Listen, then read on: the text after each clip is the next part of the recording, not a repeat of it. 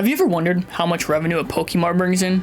Probably not, but I have. And as someone who works in finance but also has a huge passion for video games, sometimes my worlds just collide. Well, today I wanted to take an in-depth look into the business of Poké Marts. More specifically, I wanted to look at the Viridian City Poké Mart and analyze how are they even profitable, cheap, simple, essential, but also kind of limited. That's how I would describe the Viridian City Poké Mart. It's not exactly a sprawling department store, so how does a place that sells $2 potions stay afloat?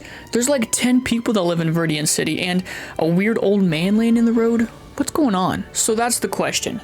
How does this Poké Mart stay open? How are they profitable? What revenue do they bring in? That's what I want to find out today, and if there's any answers, I'm gonna find them. Now, we are going to have to make some educated assumptions during this video. All the links will be in the description, so it's gonna follow very strict logic, I promise. With all that out of the way, let's get into it.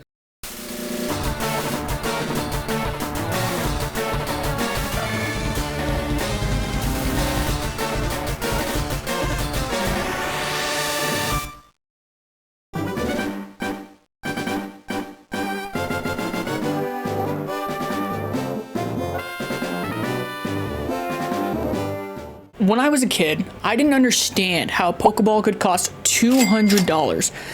I always thought everything was in USD, but as I became older, got more wise, I started to connect the dots and things just started to click. First, we have to consider that Pokemon originated in Japan, and the Kanto region of Pokemon Red and Blue is loosely based off the Kanto region of real-world Japan. So with that in mind, we can make the assumption that the currency in the Pokemon universe resembles the Japanese yen. So 200 Japanese yen is going to be equivalent to 200 Pokédollars. My dumbass thought it was 200 US dollars.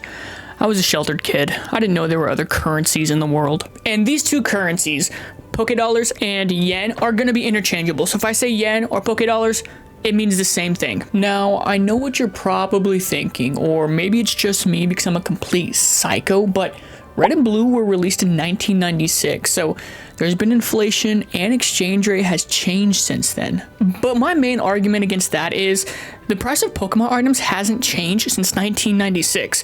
The price of a Pokeball in 1996 was 200 Pokédollars, and then the price of a Pokeball in 2025 is still 200 Pokédollars. So we have to assume that the Pokemon universe has not been affected by inflation, especially since prices haven't changed for 30 years. However, we still are going to use an exchange rate, and we're actually going to use the 2025 Japanese yen to United States dollar exchange rate.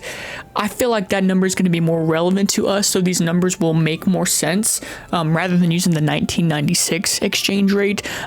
Just a heads up. So the exchange rate at the time of this video is 1 United States dollar for 148.91 Japanese yen. That's what we're going to be converting all of our yen or Poké dollars. When we convert those into United States dollars, that's the conversion we're going to use. So if you know anything about the market or exchange rates, you know that this value is constantly changing. But the value that we chose is a great estimate, an average of what the exchange rate is going to be, especially for August of 2025. But depending on the day, this value could be different. So throughout this video, we're going to effectively have two different values. We're going to have the price of items in the Pokemon world, which are the yen and the Poké dollar. And then we're going to have the prices in United States dollars.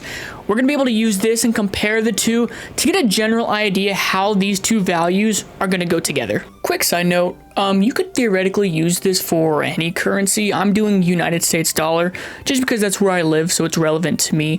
But you could do this with the euro, the krone. Just put it into the converter and you can figure out what a Pokeball would be in your currency. I will link it in the description if you're interested. So going back to the Pokeball, it costs 200 Pokédollars or yen to purchase one of these things. Using the Japanese yen to United States dollar exchange rate, this comes out to $1.34 USD to purchase a Pokeball. So my childhood dream of wanting to purchase a Pokeball, all I need is $1.34. That's the same price as like a McDonald's cheeseburger, and surely I can come up with that. Some other items in the Viridian City Poké Mart include the potion, which is 300 Poké Dollars, this comes out to $2.01 USD. The antidote, which is 100 Poké Dollars, which comes out to 67 cents USD. The Paralyze Heal, which is 200 Poké Dollars, which comes out to $1.34 USD. And of course, the Pokeball, which is also 200 Poké Dollars, which also comes out to $1.34 USD. So with all of that out of the way, let's get into the fun stuff.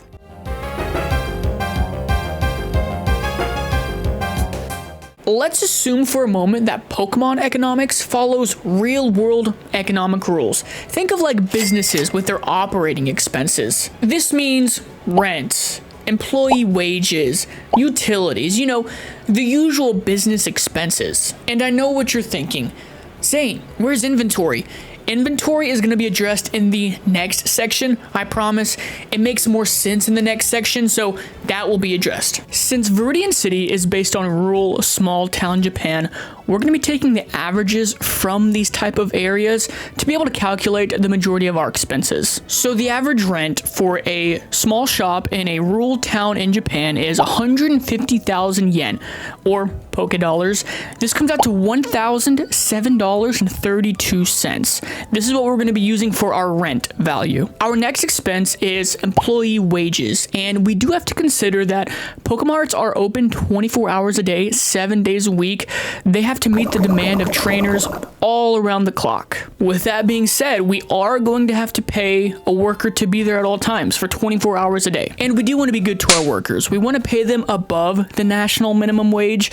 The national minimum wage in Japan is around 957 yen per hour, so we do want to treat them well. Therefore, employee wages are going to be our most costly expense, clocking in at 720,000 yen, or $4,835.12. We got this value by taking our hourly rate that we're going to pay our workers, which is 1,100 yen per hour, times 24 hours in a day, because we have to operate all hours of the day, times 30 days in a month, which is the average days in a month, which comes out to 720,000 yen. Again, going based off the averages for these areas, small town rural Japan, our utilities come in at 75,000 yen. We are going slightly above the average because we have to consider that our store is open 24 hours a day, 7 days a week, so naturally utilities are going to be slightly higher than the average. This equates to $503.66. So totaling this out, this comes out to 945,000 yen per month. Let's go ahead and round up to $1 million just for sunk costs or damages, just to play it safe. So we're going to round this up to 1 million yen per month to operate. This equates to $6,715.45. So our friendly neighborhood Pokemart in Viridian City needs to earn nearly 1 million Poké Dollars or yen per month, which equates to $6,715.45 just to operate. That sounds doable, right? Well,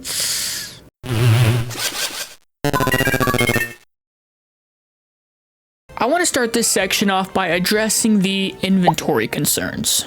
Japan widely uses an operations management system of JIT, or just in time. This means that they greatly minimize excess inventory and inventory storage, which is the bulk of inventory costs. They do this by making really accurate forecasts and ordering just what they need, hence the name just in time. This allows us to solely focus on margins since we won't have to worry about the inventory costs. And since most suppliers are paid on a credit system, it makes our calculation much easier, and I promise it's so easy to understand once we get into it. Shout out to Dr. Patterson, my operations management professor in college.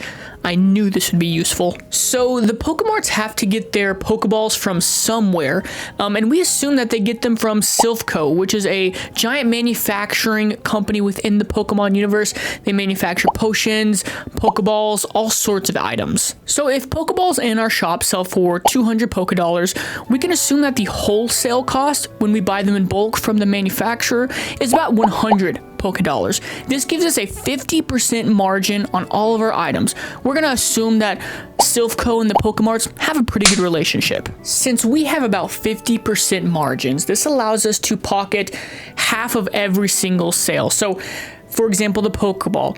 We sell it for $200, we get to keep $100 in our pocket, and we send $100 back to SOOOO, our supplier, to pay off that credit. So in the next chart that you'll see, all we have to worry about is the 50% margin on every single sale. So looking at this chart, we're gonna have our prices in the Pokemon world, and then we're gonna have our margins in United States dollars. So starting off, we have the potion, which is 300 Poké Dollars, which equates to $2.01 United States dollar.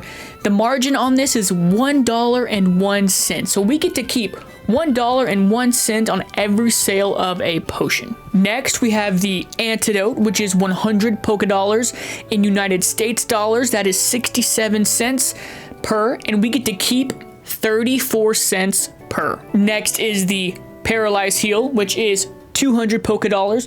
This equates to $1.34 USD, which means we get to keep 67 cents for every sale. And finally, we have the Pokeball, which is also 200 Poké Dollars. This equates to $1.34 USD, which means we get to pocket 67 cents for every sale of a Pokeball. So a 100 Poké Dollar profit on the Pokeball equates to 67 cents USD. So that's the $1,000,000 question. How many Pokeballs must a Pokemart sell in a month just to stay open? Well, that number comes out to be 10,024 Pokeballs. Or if you want to look at it at a per day basis, that's 334 Pokeballs per day. Just to break even. Now, let's be realistic. While the Pokeball is the most sold item at a Pokemart, it's not the only item sold at a Pokemart. So a more accurate goods sold may look something like this. So remember, only using our margins, which is what we get to pocket, we would sell 6,000 Pokeballs, which comes out to $4,020, 2,100 potions, which comes out to $2,121, 960 antidotes, which comes out to $326.40, and finally 300 paralyzed heals, which comes out to $249. Here is the per day stats if that suits your fancy. 200 Pokeballs per day, 70 potions per day, 32 antidotes per day, and 10 paralyzed heals per day. So using that more realistic monthly forecasts, this totals $6,716.40, which if we remember is just around what our monthly expenses would be. That's a lot for a town with maybe 20 people, and let's be real, are these residents even leaving their home? Also, are there that many trainers coming through Viridian City each day? Actually, yes.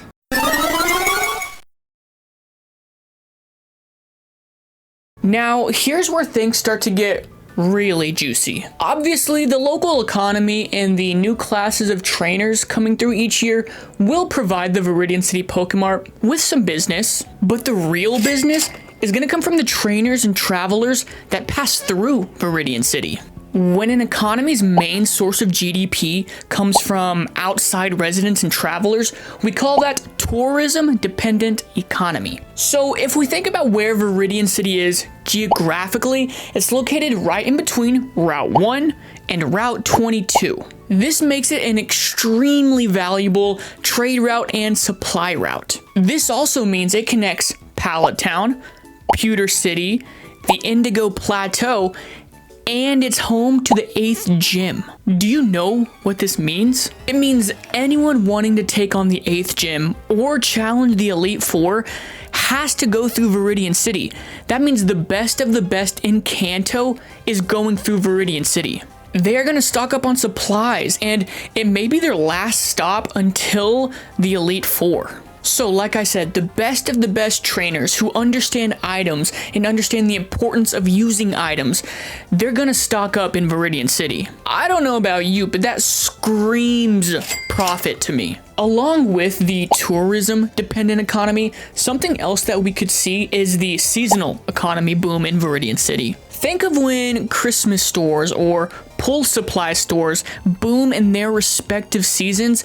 We can think about that for the Viridian City Pokemart as well. So think of when the Pokemon League starts, or there's a new class of trainers ready to start their adventure. Profits and revenue are going to skyrocket during those times. In addition to the tourism dependent economy, the seasonal economy could see revenues and profits go even higher.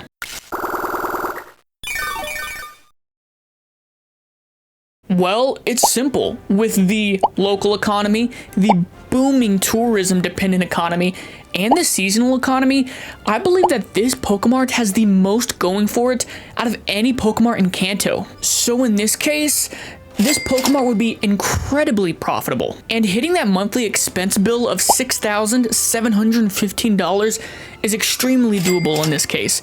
That means anything in addition to that, any profits, go straight into your pocket. If you're the owner, of course. Now, if you still don't like my logic, or you think there's some fallacies in there, I have 3 logical explanations that could account to why this Pokemart is still open. 1, it's part of a massive retail chain backed by SOOOO. We know SOOOO is the largest manufacturer and maybe the only manufacturer in the Pokemon world, so they have so much power and quite frankly a monopoly over everything, so I wouldn't be surprised if they're open because they're backed by SOOOO. Alternative number 2 is that it's funded by the government. Every Pokemart does have a parcel service, and if we think every country has a national mailing service, so Pokemarts could be government funded or receive tax breaks since they do have a national mailing system. And alternative number 3, that parcel that was delivered to Oak, most definitely drugs. Just kidding, just kidding. Probably, maybe?